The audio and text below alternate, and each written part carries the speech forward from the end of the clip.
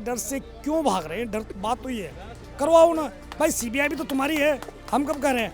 लेकिन अपने जो भारतीय जनता पार्टी के जितने भी ये बलात्कारी लोग हैं, इनको बचाने का कार्य न किया जाए।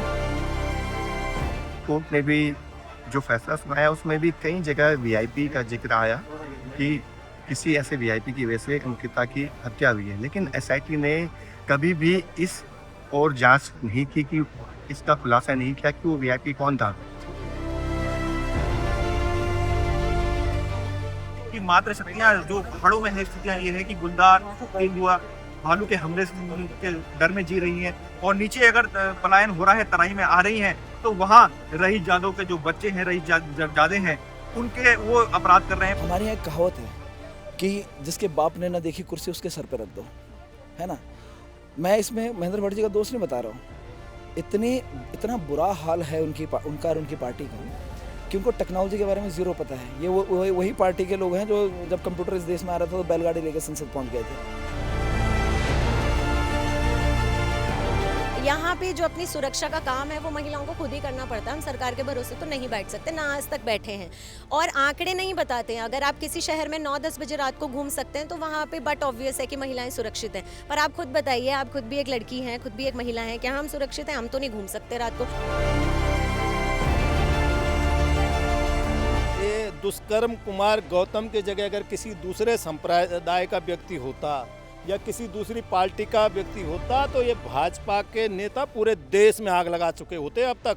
अंकिता भंडारी का जो इतना बड़ा जो हत्याकांड जो प्रकरण हुआ है, इसमें लगातार उत्तराखंड सरकार चाहे इस रिजॉर्ट में जो जेसीबी चलाने वाली जो घटना हुई है वो हो, उसके बाद मुख्यमंत्री जी का ट्वीट हो जिसमें वो कह रहे हैं कि अपराधियों को सजा देंगे, हमने जेसीबी चला दिया है। उसके बाद प्रेमचंद अग्रवाल का कहना है कि वीआईपी नाम नहीं, ये कमरा है। तो इससे साफ साफ ये जो शक की सुई है, ये इन नेताओं पे, इन मंत्रियों पे, मुख्यमंत्री पे जा रही है कि ये कहीं ना कहीं वीआईपी को बचाने की कोशिश कर रहे हैं। एक बेटी थी जिसके हजारों सपने थे, नौकरी थी, जिम्मेदारियां थी, लेकिन क्या उसकी गलती सिर्फ इतनी थी कि उसने गलत के आगे ना कह दिया। नमस्कार, मेरा नाम है वैष्णवी भट्ट, स्वागत है आपका बारामासा में। अभी हम मौजूद हैं ऋषिकेश के वनंतरा रिजॉर्ट के बाहर। यही वो जगह है जहां से अंकिता भंडारी हत्याकांड की शुरुआत हुई थी। सितंबर 2022 से शुरू हुए इस मामले में जब 2025 में कोटद्वार कोर्ट ने तीनों आरोपियों को आजीवन कारावास की सज़ा सुनाई, उसके बाद अभी कुछ दिनों पहले ही सोशल मीडिया पर उर्मिला सनावर नाम की एक महिला द्वारा अपने वीडियो के माध्यम से एक ऑडियो क्लिप जारी की जाती है। और उसके बाद वो कहती हैं कि ये जो ऑडियो क्लिप है उसमें उस वीआईपी का नाम जुड़ा हुआ है जिसे पहले से ही अंकिता भंडारी को एक्स्ट्रा सर्विस देने के लिए कहा जा रहा था। तो सबसे पहले हम एक रिकॉर्डिंग सुनाते हैं, ये सुनिए। विनोद आर्या, उस अंकिता भंडारी का जो लड़का बंद है वो विनोद आर्या का, वो अंकिता भंडारी के मर्डर में बंद है। अंकिता भंडारी को उसने प्रेशर किया कि तू दुष्यंत को देगी, रात को इसके साथ सोगी, उसने मना कर दिया। ये जो बात है वो बहुत तेज़ी से सोशल मीडिया पर फैली और अब ये जो बात है वो वीआईपी के नाम के साथ जुड़ी हुई है और चर्चाओं में भी है। हमारे पीछे आप जो भीड़ देख रहे हैं ये सिर्फ प्रदर्शन के लिए नहीं खड़े हैं, बल्कि ये न्याय की मांग भी कर रहे हैं। तो चलिए इन्हीं लोगों से जानते हैं इनके दिलों में छुपे हुए उन हज़ारों सवालों को जो बार बार अंकिता की कहानी को अधूरा कहकर, अधूरे न्याय को कहकर अपनी बात को आगे रखते हैं।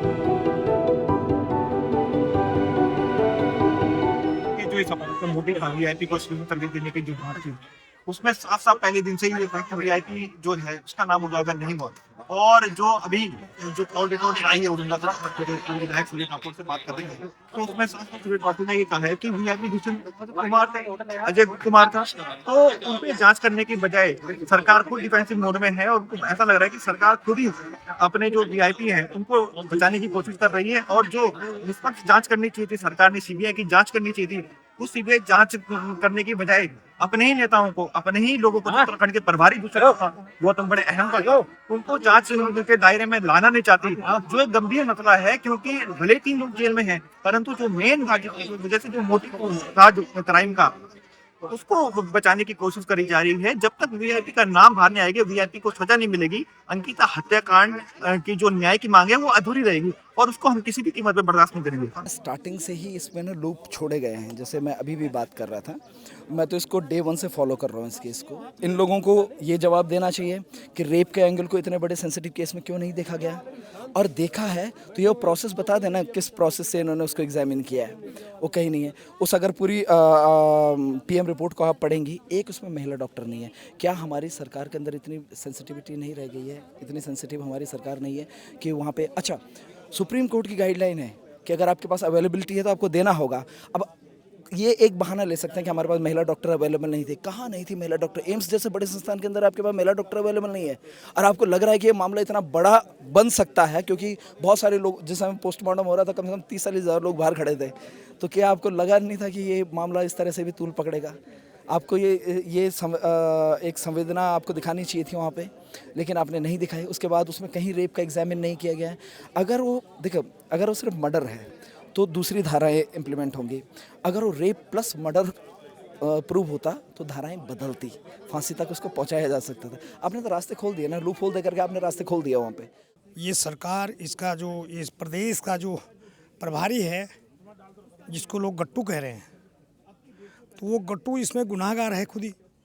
उसको बचाने का जो हर संभव प्रयास भारतीय जनता पार्टी कर रही है। इसलिए मैं कहता हूं, और आम जन भी कह रहे हैं आज के जिस समय में, कि उत्तराखंड सरकार भारतीय जनता पार्टी की सरकार नहीं है, बलात्कारियों की सरकार है। बलात्कारियों को बचाया जा रहा है, दुष्ट गौतम को बचाया जा रहा है, और ऐसे इस एक नाम और भी आया था पहले। शुरुआत से ही हम देख रहे हैं इस वीआईपी को बचाने के लिए पूरी जो सिस्टम है, मशीनरी है, इसमें झोंक दी गई है। हम ये कहना चाहते हैं कि अंकिता भंडारी के जो हत्यारे हैं, जब उनको आजीवन कारावास की सजा हुई, उस दिन कोर्ट ने भी जो फैसला सुनाया उसमें भी कई जगह वीआईपी का जिक्र आया कि किसी ऐसे वीआईपी की वजह से अंकिता की हत्या हुई है। लेकिन एसआईटी ने कभी भी इस और जांच नहीं की कि इसका खुलासा नहीं किया कि वो वीआईपी कौन था।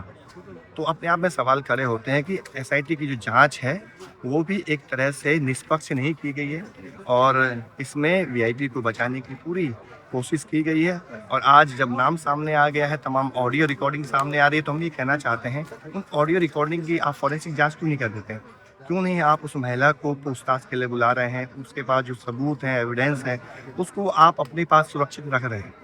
उधम सिंह नगर का शायद एक केस है कि वहाँ पे एक लड़का घर से झगड़ा करके निकल जाता है, और ये उत्तराखंड पुलिस की एग्जामिनेशन पे बात कर रहा हूँ मैं, और निकल जाता है, और कुछ दिनों तक उसका पता नहीं होता है। और ये 3-4 साल पुराना ही केस है, अभी ज़्यादा पुराना नहीं है, आप देखिएगा, मिल जाएगा आपको। एक कुचली हुई लाश मिलती है जिसमें चेहरा नहीं पहचाना जा रहा होता है।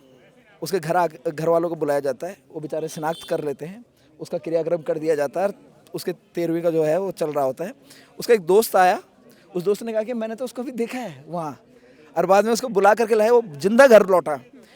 इस केस में आप समझिएगा घर वालों ने शिनाख्त करी है बॉडी की। सेम चीज़ यहाँ पे है। अंकिता की बॉडी का अगर आप फोटोग्राफ आप देख लें तो आप पहचान नहीं सकते कि अंकिता है। किसने शिनाख्त करी? घर वालों ने। कैसे शिनाख्त करी? देखने के बाद शिनाख्त करी। इतना बड़ा मेडिकल संस्थान यहाँ पे है, ये पुलिस बता दे, ये डीएनए रिपोर्ट नहीं करा सकते थे? उसका भाई वहाँ पे था, पिताजी वहाँ पे थे, एक ब्लड का सैंपल लेकर के डीएनए रिपोर्ट कराते। ये पुलिस आज भी क्या ये बता सकती है कि वो अंकिता की ही बॉडी थी? जो संविधान है उसने हमको प्रोटेस्ट करने का राइट दिया है, आवाज़, आर्टिकल 19 में हमको राइट टू स्पीच का जो अधिकार दिया है उसके तहत हम आए हैं। और अगर एआई ऑडियो भी है तो आप उसकी जांच कीजिए, आपके पास तो सारी चीज़ें, सारी फैसिलिटीज़ आप कर सकते हैं। अगर एआई है तो आप प्रमाणित कर दीजिए कि वो एआई है, हम बैठ जाएंगे। और वीआईपी तो है ही है ना, वो तो व्हाट्सएप चैट में बिल्कुल उजागर हो चुका है अंकिता की, वो वीआईपी कहाँ है उसका तो आज तक नहीं पता। तो यही है कि पाप का घड़ा एक दिन ज़रूर भरता है, और धामी सरकार का भर चुका है, पूरे बीजेपी सरकार का भर चुका है।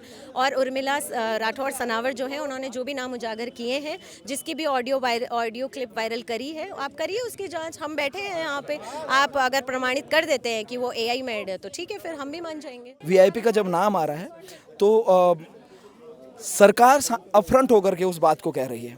क्या मतलब लोगों की इस तरह की बयानबाजी? कौन है दुष्यंत कुमार गौतम? संवैधानिक पद पे क्या है दुष्यंत कुमार गौतम? एक आम आदमी है ना, न वो विधायक है, न वो क्या बोलते हैं उसको, सांसद है, ना वो मेयर है कहीं का, नहीं वो पार्षद है कहीं का, पार्षद तक नहीं है वो अभी। क्या है? उसको बचाने के लिए इतना तंत्र आपने झोंक दिया।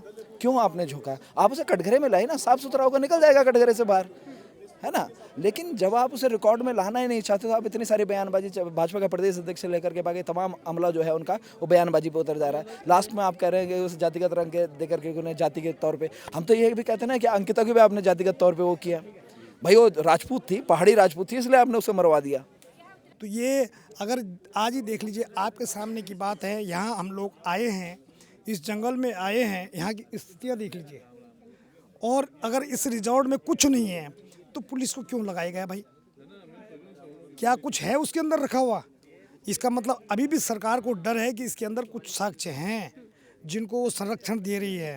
तमाम तरह से बात हो रही है कि जो महिला है वो सीरियस महिला नहीं है, नॉन सीरियस महिला है। हम उस पक्ष में नहीं जा रहे। हम ये कह रहे हैं कि जो उसने ऑडियो के जरिए जो खुलासा किया है, अपने आप में बहुत बड़ा खुलासा हुआ है। और उससे एक तरह से जो ये मामला दबा हुआ था वीआईपी को लेकर लंबे समय से, उसमें जब नाम उजागर हो गए हैं तो कहीं ना कहीं एसआईटी को अब नई तरह से उसकी जांच करनी चाहिए थी। सरकार की अगर मंशा ईमानदारी की होती तो इसमें सुप्रीम कोर्ट के जज की निगरानी में सीबीआई जांच होगी ताकि इसकी परत दर परत इस पूरे मामले की खुलती। लेकिन सरकार अभी तक इस पूरे प्रकरण में अपने लोगों को बचाने की कोशिश करी। हम देखिए जो अंकिता इसका खुलासा था वो स्थानीय मीडिया ने ही किया था। नेशनल मीडिया में तो बहुत बाद में ये मुद्दा गया था। स्थानीय मीडिया ने सबसे ज्यादा स्थानीय मीडिया ने ही इसको अंकिता हत्याकांड के मुद्दे को इसको प्रमुखता से उठाया था। लगातार पुलिस का भी सहयोग किया था जो स्थानीय मीडिया थे।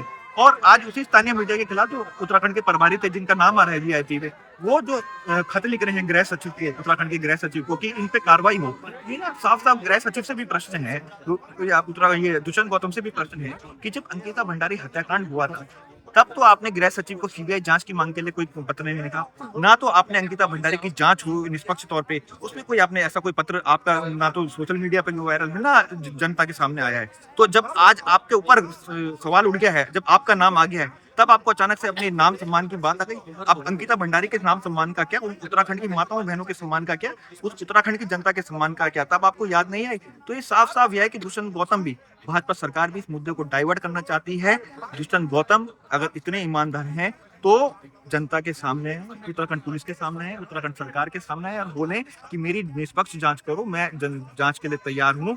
और दुष्यंत गौतम को, अजय कुमार को, पुलकित आर्य को, सुरेश राठौड़ को और उर्मिला सनावर को सबको आमने सामने बिठाया जाए ताकि दूध का दूध पानी का पानी हो जाए। ये दुष्कर्म कुमार गौतम के जगह अगर किसी दूसरे संप्रदाय का व्यक्ति होता या किसी दूसरी पार्टी का व्यक्ति होता तो ये भाजपा के नेता पूरे देश में आग लगा चुके होते। अब तक पूरे ऐसी की तैसी कर ली होती इन्होंने देश की। लेकिन क्योंकि वो दुष्कर्म कुमार गौतम जो है भाजपा का प्रदेश प्रभारी है यहाँ उत्तराखंड का, राज्यसभा में इनको भेज रखा और राष्ट्रीय महामंत्री भी है। ऐसा दुष्कर्म कुमार को, ऐसा दुष्कर्मी को इन्होंने राष्ट्रीय महामंत्री भी बना रखा है। अगर ये किसी दूसरी पार्टी का होता तो ये भाजपा के ये जो आज जो है चुप्पी साधे हुए हैं, ये महिलाएं जो आज चुप्पी साधी हुई हैं, अब तक तो सड़कों पे जो है नारेबाजी करती हुई आपको हर चौक चौराहों में मिलती। लेकिन ये उनकी पार्टी का है, इसलिए जो है वो शांत जो है बैठ रखी हैं। भाई सीबीआई की डर से क्यों भाग रहे हैं? डर बात तो ये है, करवाओ ना भाई, सीबीआई भी तो तुम्हारी है, हम कब कह रहे हैं। लेकिन अपने जो भारतीय जनता पार्टी के जितने भी ये बलात्कारी लोग हैं इनको बचाने का कार्य न किया जाए, जनता यही जानती है। पेपर लीक हुआ तमाम छात्रों के दबाव में आपने, क्योंकि आपको लग रहा था कि आपका कोई नहीं फंस रहा है, ज़्यादा आप फंसेंगे तो अफसरशाही फंस रही है, तो आपने सीबीआई के लिए लिख दिया। इतना बड़ा मुद्दा हुआ, पूरे देश को हिला के रखा जिस मुद्दे ने, आपको सीबीआई जांच का आदेश देने में डर लग रहा है। तो ये तो सीधा सीधा सवाल सरकार के मंशा पे खड़ा करता है। बिना डोर थकलो धामी नहीं हूँ, जय धामी हो तो बोल दूँ जय मैं डोर थकू दूँ, ये तो बिना डोर थकलो धामी। और रावण का भी अहंकार निरा, तो इनका कहाँ से रहने वाला, बाकी सदा नहीं रहने जो तू तेरी जिम्मेदारी। अंकिता भंडारी का जो इतना बड़ा जो हत्याकांड जो प्रकरण हुआ है, इसमें लगातार उत्तराखंड सरकार चाहे इस रिजॉर्ट में जो जेसीबी चलाने वाली जो घटना हुई है वो हो, उसके बाद मुख्यमंत्री जी का ट्वीट हो जिसमें वो कह रहे हैं कि अपराधियों को सजा देंगे, हमने जेसीबी चला दिया है। उसके बाद प्रेमचंद अग्रवाल का कहना कि वीआईपी नाम नहीं ये कमरा है। तो इससे साफ साफ ये जो शक की सुई है ये इन नेताओं पे, इन मंत्रियों पे, इन मुख्यमंत्री पे जा रही है कि ये कहीं ना कहीं वीआईपी को बचाने की कोशिश कर रहे हैं। ये पूरे डिफेंसिव मोड में, और अभी भी महेंद्र भट्ट का भी बयान हो और उत्तराखंड सरकार के और भी लोगों का बयान हो, ये साफ साफ बता रहा है कि उत्तराखंड की सरकार, भारतीय जनता पार्टी अपने नेताओं को बचाना चाहती है और इस पूरी जांच को डाइवर्ट करने की कोशिश है और मुद्दों में भटकाने की कोशिश है, और जो लोग इस आवाज को उठा रहे हैं उनके ऊपर ही प्रश्न खड़ा करने की एक साजिश है, जिससे कि पूरा का पूरा मामला जनता को ऐसा लगे कि ये राजनीतिकरण हो रही है। हमारे यहाँ एक कहावत है कि जिसके बाप ने ना देखी कुर्सी उसके सर पे रख दो, है ना। मैं इसमें महेंद्र भट्ट जी का दोस्त नहीं बता रहा हूँ। इतना बुरा हाल है उनका और उनकी पार्टी का कि उनको टेक्नोलॉजी के बारे में ज़ीरो पता है। ये वही पार्टी के लोग हैं जो जब कंप्यूटर इस देश में आ रहा था तो बैलगाड़ी लेकर संसद पहुंच गए थे। एआई, आप मीडिया से आते हैं, तमाम एआई का इस्तेमाल हम लोग चीज़ों में करते हैं। एआई का कौन सा बॉट या कौन सा मॉडल या कौन सा ऐसा सॉफ्टवेयर है जो गालियों को एक्सेप्ट कर रहा होगा? आप गालियाँ या कोई भी ऐसी चीज़ जो सेंसिटिव हो सकती है, आप जैसे डालते हैं तो एआई क्या करता है, उसे डिनाई कर देता है, उसके डिनाइल पे चले जाता है। तो कैसे उसमें उतनी गालियाँ आ सकती हैं और वो आ सकती है? क्यों नहीं एआई ने? और एआई ने किया है ना, आप कह रहे हो ना, हम कह रहे हैं इस बात की भी सीबीआई जांच करवा लो ना। क्या जांच कराने में क्या दिक्कत है? एआई बोल के टालने से अच्छा है ना कि जांच करवा लीजिए। और अगर जिसने ये आरोप लगाया है, जांच में अगर वो गलत निकलती है तो उसको भी उसी प्रक्रिया के सामने उससे गुजारिए। ऐसा थोड़ी है कि उसको उस प्रक्रिया से अछूती रह जाएगी। हम पूर्ण रूप से यहाँ पे सीबीआई जांच की मांग करते हैं, और अगर सीबीआई जांच धामी अभी भी नहीं कर सकते, अभी भी वो अपने मंत्रियों को संरक्षण देना चाहते हैं, तो मैं धामी जी से एक ही बात कहूँगी कि वो सीधा इस्तीफा दें, यहाँ पे राष्ट्रपति शासन लगाएं। जनता देख चुकी है कि धामी जी का सिस्टम फेल है, उनके नेता भ्रष्टाचार में शामिल है, हमारी जल जंगल जमीनों पे कब्जा हो रहा है। एक्चुअली क्या है ना, हमारे यहाँ महिला सुरक्षा पे सिर्फ खर्च हो रहा है, महिला सुरक्षा पे सिर्फ प्रोग्राम हो रहे हैं। और महिलाएं सिर्फ कौन से सुरक्षित हैं? वीआईपी महिलाएं सुरक्षित हैं, बाकी महिलाएं कहाँ सुरक्षित हैं? आप अगर महिला सुरक्षा की बात कर रहे हो और आप इस देवभूमि जैसी जगह पे शराब के ठेके खोल दे रहे हो, तो जो पुरुष शराब पी करके जा रहे हैं वो घर में जाकर के अपनी वाइफ की पिटाई कर रहे हैं, तो क्या आपको नहीं लगता कि वो महिला सुरक्षित है जो शराब के नशे में पीटी जा रही है? और वो कर कौन रहा है? तो आप सिर्फ एक जुमला उछाल रहे हो महिला सुरक्षा के नाम पे। सुरक्षा के नाम पे एक्चुअली कुछ मिल नहीं रहा है, ठीक है। आपकी सुरक्षा की बात सिर्फ तब होगी जब कोई एक ऐसा घटना हो जाएगी। यहाँ पे जो अपनी सुरक्षा का काम है वो महिलाओं को खुद ही करना पड़ता है। हम सरकार के भरोसे तो नहीं बैठ सकते, ना आज तक बैठे हैं। और आंकड़े नहीं बताते हैं। अगर आप किसी शहर में 9-10 बजे रात को घूम सकते हैं तो वहाँ पे बट ऑब्वियस है कि महिलाएं सुरक्षित हैं। पर आप खुद बताइए, आप खुद भी एक लड़की हैं, खुद भी एक महिला हैं, क्या हम सुरक्षित हैं? हम तो नहीं घूम सकते रात को, किसी न किसी की ज़रूरत पड़ती है। आज तो दिन दोपहर है, मैं जब यहाँ पे आई तो 2 बहनों को साथ में लेके आई। तो यही सब चीज़ें, हम बिल्कुल सुरक्षित नहीं है और अपनी आवाज़ हमें खुद ही उठानी पड़ेगी, क्योंकि निकम्मी सरकार है, इसके बस की कुछ नहीं है। अब तो लगातार पहाड़ों में भी जो कभी महिलाओं के खिलाफ अपराध नहीं होते थे, वहाँ भी ऐसी घटनाएं सुनने को मिल रही हैं, जिससे कि हमें भी लग रहा है कि उत्तराखंड राज्य जो मातृशक्ति के नेतृत्व में हमें मिल जाता है। तमाम जो उत्तराखंड में अलग अलग आंदोलन हुए हिमालय में, उत्तराखंड हिमालय क्षेत्र में, वहाँ महिलाओं ने नेतृत्व किया है ज्यादातर आंदोलनों का। और आज वहाँ स्थिति ये हो गई है कि मातृशक्तियां जो पहाड़ों में है, स्थितियां ये है कि गुलदार, तेंदुआ, भालू के हमले के डर में जी रही हैं, और नीचे अगर पलायन हो रहा है, तराई में आ रही हैं, तो वहाँ रईस जादव के जो बच्चे हैं, रईस जादे हैं, उनके वो अपराध कर रहे हैं। भाजपा के जो दरिंदे हैं वो महिलाओं के साथ अपराध कर रहे हैं। भाई बहुत सारे तो ईव टीजिंग के ऐसे केसेस हैं जिनमें महिलाएं थाने तक नहीं जा पा रही हैं, और जा भी रही तो वहीं से भगा दिया जा रहा है। तो कोई सुरक्षा नहीं हुई ना। तो सिर्फ कागजों में है, सिर्फ हवा में है, सिर्फ बेटी पढ़ाओ और बेटी बचाओ का नारा जो है वो सिर्फ पोस्टर और बैनरों तक सीमित करके रखा गया है उसको। स्पष्ट तौर पे आपके माध्यम से कहना चाहते हैं, इस राज्य के जैन जी, इस राज्य के युवा, इस राज्य के मातृशक्ति, इस राज्य के पूर्व सैनिक, तमाम लोग अब चुप नहीं बैठने वाले हैं। एक बड़ा आंदोलन की हम लोग तैयारी कर रहे हैं, पूरे राज्य भर के जनता को लामबंद कर रहे हैं, एक बड़ी कॉल जल्द देने वाले हैं। हम चाहते हैं कि लोग घरों से अब बाहर निकलना शुरू करें, क्योंकि आज सवाल अंकिता भंडारी का नहीं है। हम चाहते हैं कि आप अपनी बेटी को देखिए, आप अपनी बहन के चेहरे को देखिए, सोचिए एक बार के लिए, अगर वो आपकी बहन होती, बेटी होती, तो क्या आपका खून नहीं खौलता? आपका खून खौलता। ये मत सोचिए कि अंकिता भंडारी हमारी बेटी बहन नहीं थी अपनी, तो हम लोग नहीं आएंगे।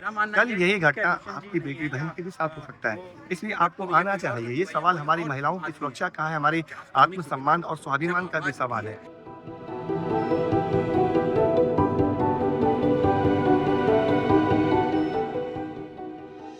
ये प्रदर्शन जो आप अभी हमारे पीछे देख रहे हैं, ये प्रदर्शन केवल हत्या के खिलाफ नहीं है, बल्कि उस सिस्टम पर उठते सवाल के खिलाफ है जिसमें सच्चाई आज भी अधूरी नज़र आती है।